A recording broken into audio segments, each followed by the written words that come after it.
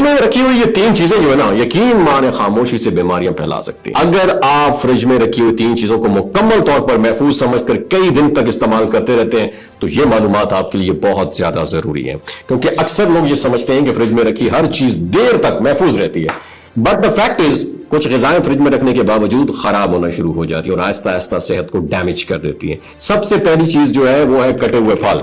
अगर कटे हुए फल फ्रिज में ज्यादा देर तक रखे जाएं, खासतौर पर 24 घंटों से ज्यादा, तो उनमें बैक्टीरियाज बढ़ना शुरू हो सकते हैं।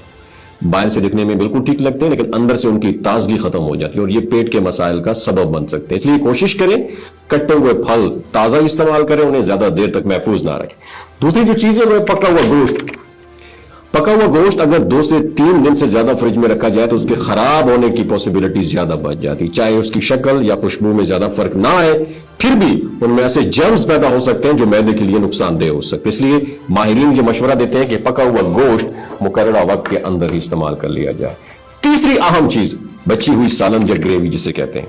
बहुत से घरों में एक ही सालन को बार बार गर्म करके इस्तेमाल किया जाता है, लेकिन बार बार गर्म करने से उसके अंदर ऐसे केमिकल रिएक्शंस होते हैं जो सेहत के लिए नुकसानदेह साबित हो सकते हैं। खासतौर पर तेल वाली ग्रेवी को अगर बार बार गर्म करना हो तो इससे क्या होता है, मैदे के मसाइल और इंडाइजेशन का मसला बन सकता है। तो याद रखें कि जो फ्रिज है ना, सिर्फ चीजों को खराब होने के अमल को सुस्त करता है बल्कि मुकम्मल तौर पर रोकता नहीं है। इसलिए हर चीज को लंबे अरसे तक महफूज समझकर इस्तेमाल करना सेहत के लिए खतरनाक साबित हो सकता है। और आखिर में एक बात याद रखें, छोटी सी लापरवाही कभी कभी बड़ी सेहत के मसाइल का सबब भी बन सकती है। अपनी ताजा खुराक को ताजा रखें, अपनी खुराक को, पुरानी चीजों को पहचानें, अपनी सेहत को तरजीह रखें, क्योंकि सेहतमंद जिंदगी दुनिया की सबसे बड़ी नेमत है। कमेंट सेक्शन में सुभान अल्लाह लिखकर शेयर जरूर कीजिएगा लोगों के साथ।